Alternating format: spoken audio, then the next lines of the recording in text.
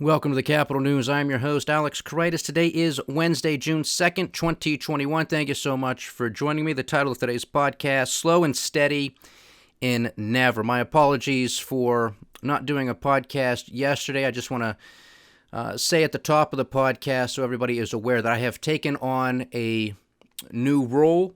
So my schedule is going to be a little bit more sporadic, probably over the next couple of weeks until I can find my new groove again to keep doing these podcasts on a daily, nightly basis, which is my intention. But it's just going to take me a little while to really fit this into my schedule moving forward. So I don't know how it's going to work. I would like to continue doing it Monday through Friday, or perhaps, one day on the weekend, like we have been doing, or maybe it'll just be using both Saturday and Sunday and a few days during the week. We'll work it out, but I just wanted to let everybody know that that was the case, and that was the reason for not doing a podcast yesterday as I make some adjustments to my schedule. So there's that.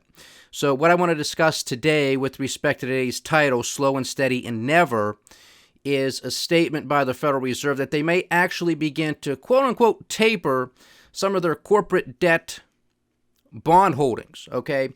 Now, of course, they don't have the ability to get involved in the corporate debt sector. And if you recall, we went over this at length last year because this was something that the Federal Reserve was pushing for, that Congress basically authorized, that they shouldn't have done. This is not within the Federal Reserve's charter. I don't like the fact that the Federal Reserve is doing what they're doing, purchasing U.S. debt and mortgage-backed securities. I can at least understand the U.S. debt part of the situation.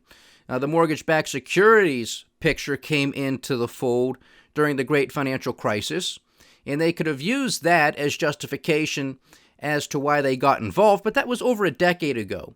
That's when real estate prices were plummeting. Now we have real estate prices, especially residential real estate prices, at all-time highs. So why do they continue to purchase $40 billion per month in mortgage-backed securities? That's the question that is finally starting to be asked by the journalists who have a little bit of time to ask Jay Powell, the chair of the Federal Reserve, that very question. And of course, when he was asked that question last month, finally, he stumbled and stammered. They don't have an answer, folks. They are trapped. So this is, I guess, the Federal Reserve sticking their big toe into the water to see how it feels, what they can get away with, how will the market respond. At the end of the day, this amounts to nothing, okay? But still, the Federal Reserve never should have gotten involved in this market. And I'll read an article out of the Financial Times here momentarily discussing what the Federal Reserve has said.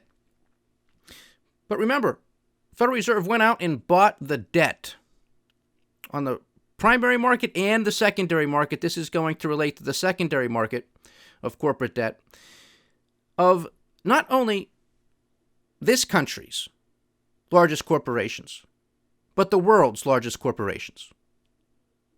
You could maybe look the other way or say, okay, it was a pandemic, there were so many unknowns. If they want to at least help U.S. corporations, maybe that makes sense. After all, it is the Federal Reserve, the central bank of the United States. Now, I'm completely against it, but if you wanted to be nice to them, you could at least say, okay, given the circumstances and the situation, if they're going to do something, at least help U.S. corporations. Well, not only did they do that, and of course it was the largest of the largest U.S. corporations, but they also helped the largest of the global corporations that exist. Makes absolutely no sense whatsoever until you understand what's going on here. This is a bailout. This is about consolidation, and this is showing you who the central banks actually and really work for. It's not the little guy. It's not even close, because the Federal Reserve came up with their alphabet soup of emergency facilities, one of them being the Main Street lending facility, which would have authorized the Federal Reserve to utilize several $100 billion. They used virtually nothing. Okay, so if they really cared about the little guy in income inequality, in wealth inequality, in small businesses, then don't you think they would have been able to utilize all of those funds that they had set aside to assist small businesses? Of course they would, and of course they could have, but they didn't, because it's not who they work for. They don't care about them. And this goes lockstep with what we were talking about last week, too, with Treasury Secretary Janet Dingbat Yellen not showing up before a House hearing that was discussing small businesses. And her not showing up infuriated both Republicans and Democrats. And the reason I said, sort of tongue-in-cheek, the reason why she didn't go is because she's well aware that small businesses aren't going to be around for much longer, because they don't care about them. So why waste her time going up onto Capitol Hill and answering questions, being part of a conversation and discussion centered around small businesses? What does she know that the rest of these lunatics don't know? Okay, and it might just very well be that. All right, so these people don't care about it. They have the money.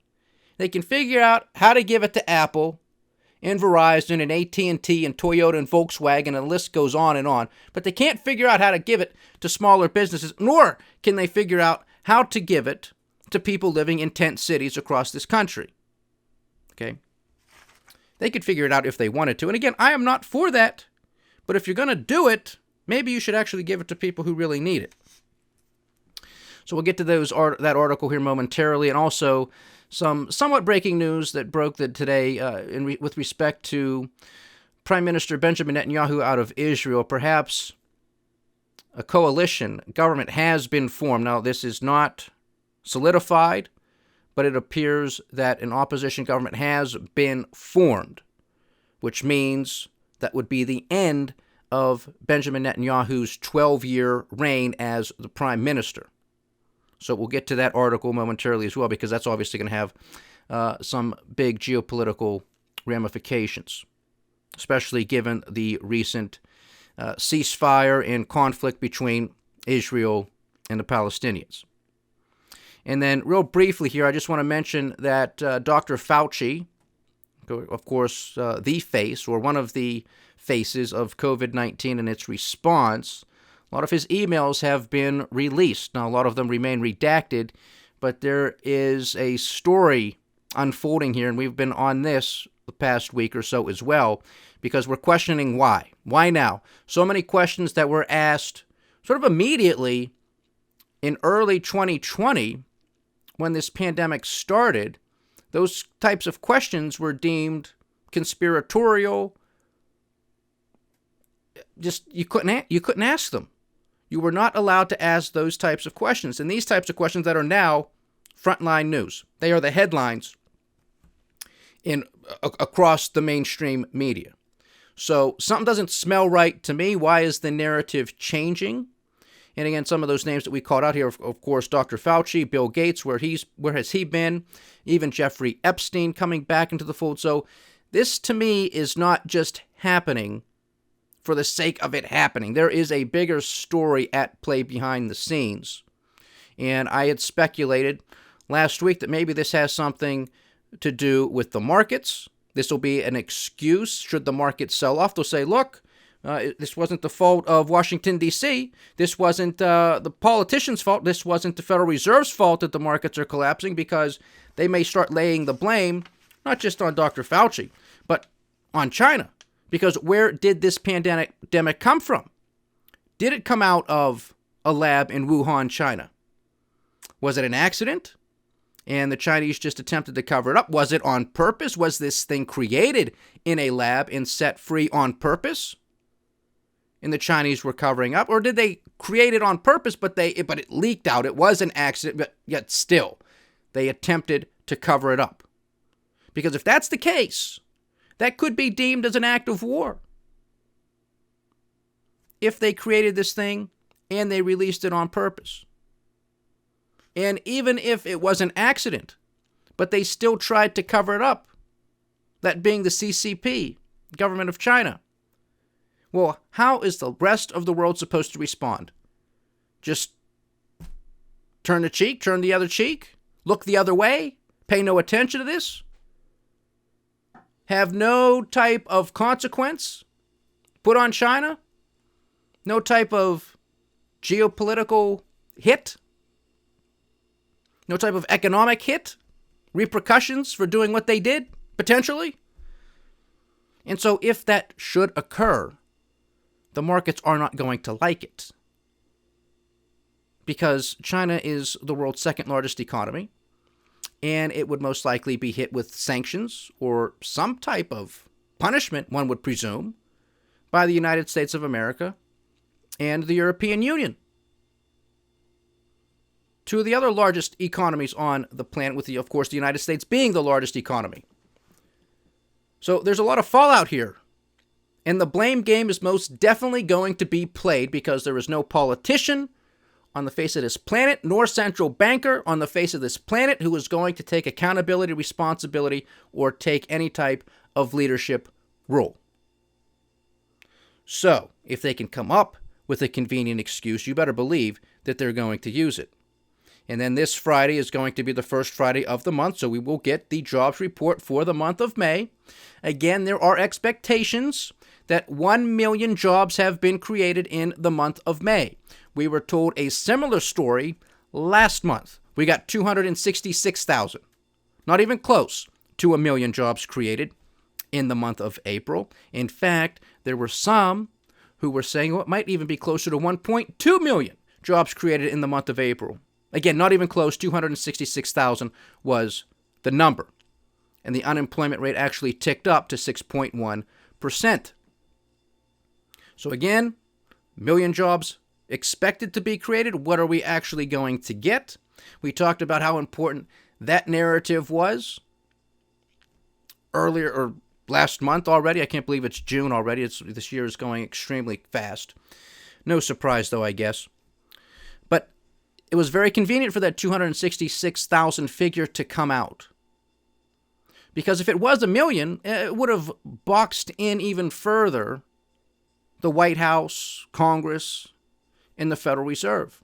But since it was 266,000, those idiots could come out, and they did immediately. And they said, well, look, market was anticipating 1 million, we got 266. See, we have a lot more work to do, folks. Come on, folks, there's a lot more work to do. Which, of course, means to them, we have to spend more money we don't have. We have to issue more debt. The Federal Reserve has to go out and buy more of that debt. They have to go and turn the printing press on and print more funny money, because we are a first world banana republic. So it was all justification to do it. And so it's going to be interesting to see what number actually comes out this Friday. And we'll have that covered as well. So some market performance, and then we'll get to those articles, and we'll call it a wrap for today. So the dollar index is at 89.96, 89.96. So still flirting with that 90 handle, but it is in a danger zone as far as I'm concerned, meaning further downside is very possible. And if that's the case, then we're going to continue to see some movement, especially across the commodity space, and quite possibly continuation with some strength in the precious metals, which we'll get to here momentarily. But still flirting with that 90 handle, 89.96. Overnight, not too much movement in the Forex markets. Bitcoin is trading at $37,800 per coin. So doing something here, consolidating, getting ready for maybe another jump up, maybe another leg lower. Is reality kicking in now with a lot of people with respect to Bitcoin, understanding that it's not Bitcoin, but rather Bitcoin, as we argue here?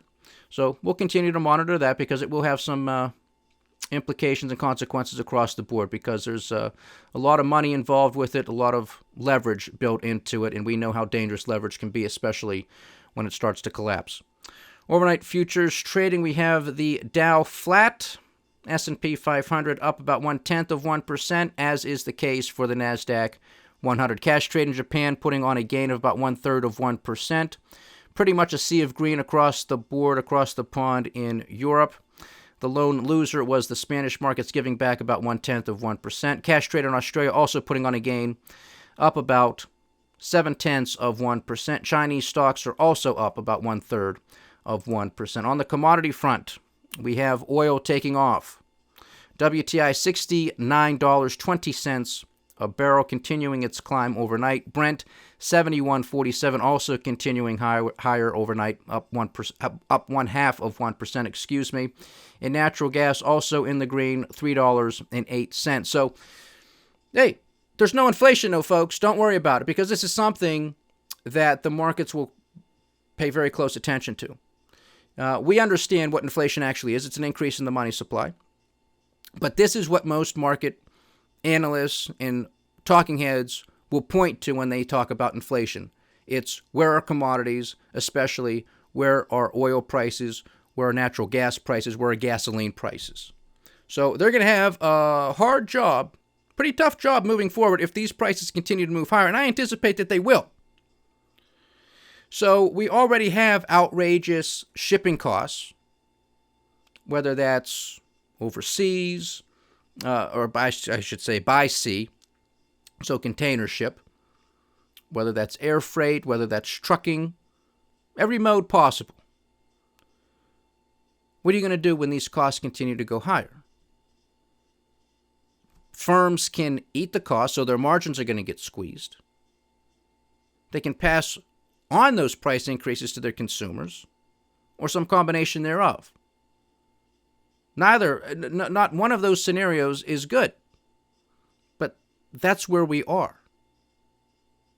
And a lot of this has not been built into the markets properly.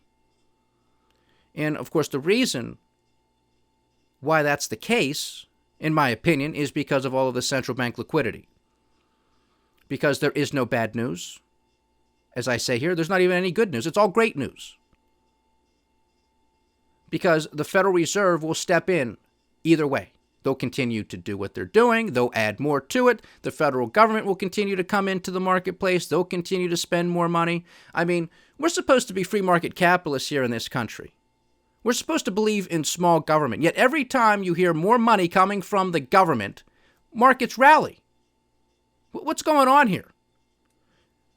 It just appears that the crackheads on Wall Street are simply embracing the fact that we are a banana republic, and they absolutely love it. The more money that we can print, spend, borrow, and beg for, the better it is. Which, of course, it isn't. But that's what happens when you're on drugs. Okay? Your brain goes to mush. So pay close attention to energy prices, because I anticipate they're going to go much, much higher over these summer months, and probably well into the end of the year as well, unless there is some fundamental shift in the demand picture. Okay? Because, look, there's just simply not that much demand, because the economy is still weak. Now, is there going to be a short-term boost? Sure. People want to get out. They want to travel. They're going to do these things. There's no ifs, ands, or buts about it. But they are really overestimating the demand picture as far as I'm concerned, because a lot of this is just simply coming from funny money. We talked about some of those metrics last week, with inflation, with the PCE, with the savings rate. And of course, the savings rate has plummeted. It's still high by historical standards, but it plummeted from where it was last month, or a couple months ago, I should say, because Uncle Sam didn't send out a stimulus check. That is what's keeping these markets alive and propping up our zombie economy. End of story. This is not correlation, it's causation. It's not that difficult to understand, but people do not want to face reality. And that's why it's important to discuss that tapering situation with the Fed. And again, we're going to get to that here momentarily. Gasoline at $2.20, so also ticking higher. Gold and silver started off the day weaker, ended up higher. So that is something I really like to see. So gold is at $1,904 per ounce. Silver at $28.13 per ounce. Copper is at $4.60 per pound. And lumber is at $1,330 per 1,000 linear board feet. Still a few $100s off of its all-time highs, but still at near historic levels. Okay, so that will continue to put upward price pressure on construction materials, on new home builds, on renovations, etc., etc. And we're starting to see a little bit of a demand pullback with in the housing sector because prices are just astronomically high. And people are simply waiting and hoping for prices to come back down to some form of reality. But that's not likely going to happen anytime soon, with the Federal Reserve continuing to pump liquidity into the system.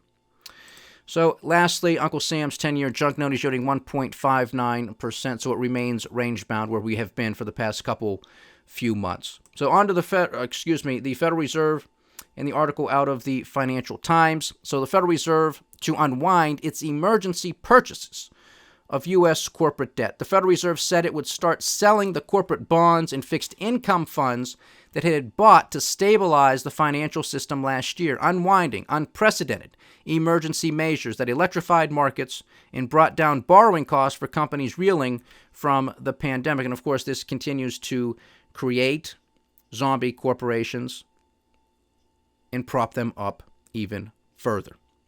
The U.S. Central Bank said on Wednesday that assets acquired through its so-called Secondary Market Corporate Credit Facility, or SMCCF, would be sold gradually. The aim is to wrap up the process by the end of the year, according to a Federal Reserve official. The facility, which combined capital from the U.S. Treasury with the central bank's own resources, acquired corporate bonds and exchange-traded funds in the secondary market. It was rolled out in April of last year alongside 12 other facilities aimed at supporting a range of debt markets that had come under severe pressure as the U.S. economy shut down. Now, what was supposed to happen was free market capitalism was supposed to reign. Free markets were supposed to function properly. The weak hands were supposed to lose.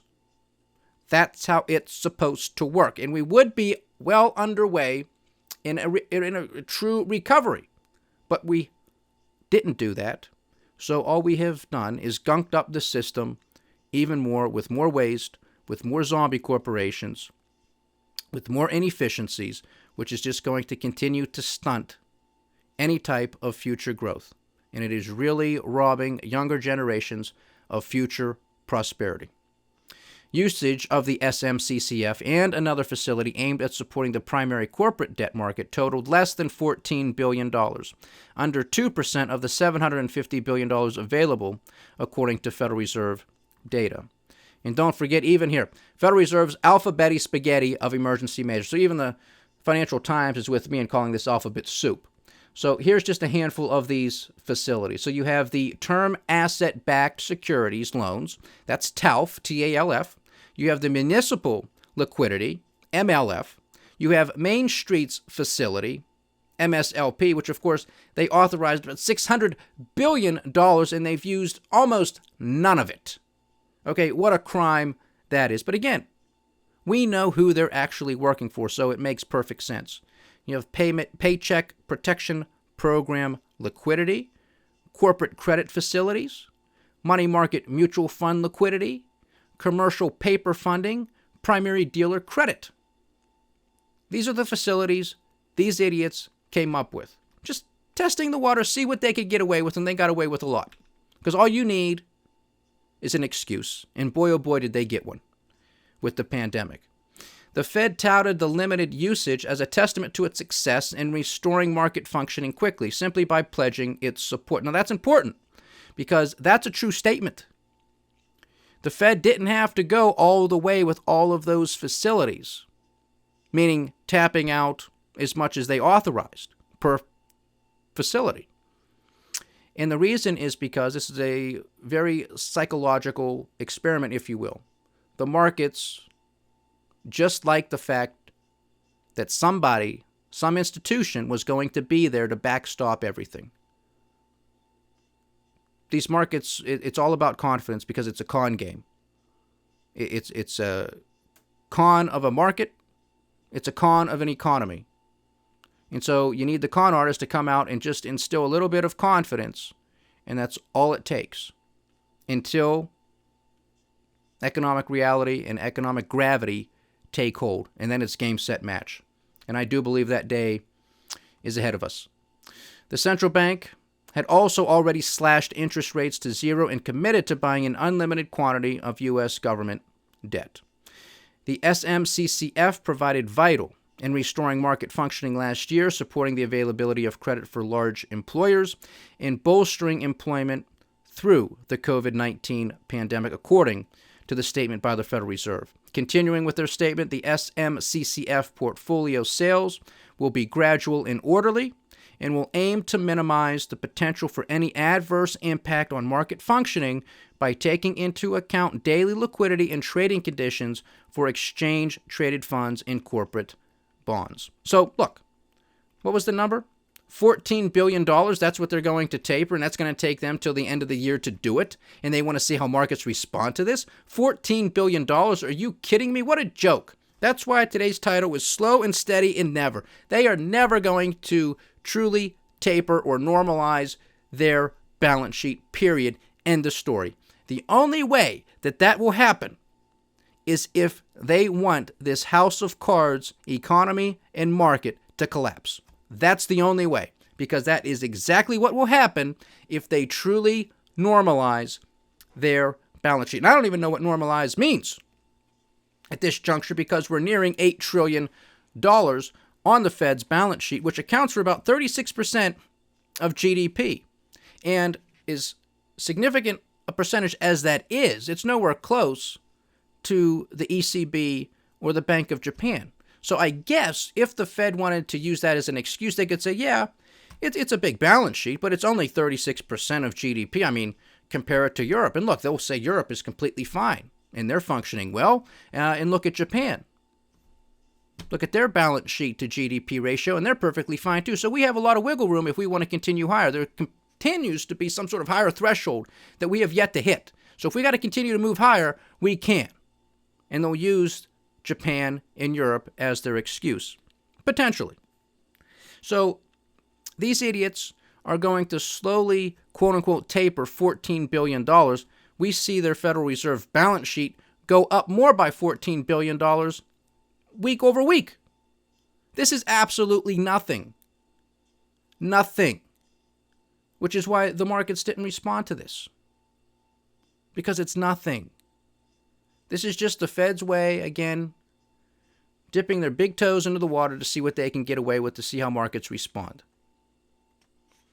Wait to see if they actually do something with mortgage-backed securities or U.S. Treasuries. Then we'll see what actually happens. Or will they do something with interest rates? No, probably not. So again, the only way that happens, any type of normalization or true tapering, is if the Federal Reserve is ready to call it over. Game over. Taking our toys and we're going home. That means the markets collapse. I don't think that they're going to do that, but they very well might. But that's the only way that happens. So we'll continue to monitor this closely. What a joke it is, but this is the only thing that they can offer markets because they're not going to do anything serious. And then this is out of NBC News, but you can find this anywhere. Netanyahu opponents seal deal to form new government, oust longtime premier. It appears the magician has finally run out of tricks. The opponents of Israeli Prime Minister Benjamin Netanyahu announced on Wednesday that they had reached an agreement to form a government and oust him from office, in all likelihood spelling the end of the veteran leader's 12-year grip on power. Centrist lawmaker Yair Lapid said in a statement that he had informed Israeli President Rivlin he had succeeded in forming a coalition government with Naftali Bennett, a former defense minister and one-time Netanyahu ally, as well as other parties. The government will do everything it can to unite every part of Israeli society, Lapid said to Rivlin. Bennett, a former settler leader who shares many of Netanyahu's hardline views and heads the small religious Yamina party, is due to serve as prime minister for 2 years before handing over the reins to Lapid for 2 more. Lapid, a former broadcast journalist, leads Israel's second-largest party, Yesh Atid, but was unable to cobble together enough seats without Bennett's hardline nationalist Yamina party. The coalition deal still has to be voted on by the Israeli parliament, but is expected to pass sometime in the next few weeks. Announced just minutes before the deadline for the opposition parties to strike a deal, however, the fragile nature of the agreement will give Netanyahu some hope he can scupper it before the crucial parliamentarian vote.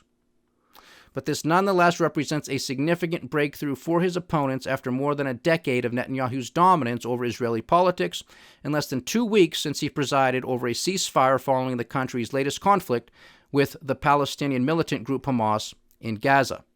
The new government will be made up of a diverse constellation, folding together dovish left-wing parties with right-wing nationalists and an unlikely coalition that speaks to a desperation felt by many Israeli lawmakers across the political spectrum to block Netanyahu's path to a further stint in office.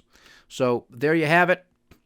It's not signed, sealed, delivered yet, but it is not looking good for Prime Minister Benjamin Netanyahu. I'm no big fan of Netanyahu's, but that's just my opinion. But nonetheless, this will have some geopolitical implications to see how well the ceasefire can hold up, what the tensions will be between Israel and Palestine and other Arab nations. Will they come to a further peace agreement? Will this go back to more conflict? A lot of unanswered questions. But again, this is just another piece of this geopolitical puzzle that we continue to try to put together. But there remain a lot of risks out there, a lot of dry tinder, and all it takes is a small spark to put all of this stuff up into flames. And nobody's really helping at all, just making things worse as far as I'm concerned, and so much that needs to be discussed just continues to fly under the radar when it comes to the mainstream media and the financial mainstream media as well. But those are some of the stories for today that we have been watching closely here over the past couple of weeks, if not longer. So we'll continue to keep you updated. Tomorrow is Thursday, so we'll go through some of the updates to the Fed's balance sheet, initial jobless claims, etc. We'll see how markets respond to that data. And Friday will be the official jobs report, so we'll have that for you as well. Stay diversified, stay vigilant, and stay with the Capital News. I am Alex Karitis. Godspeed.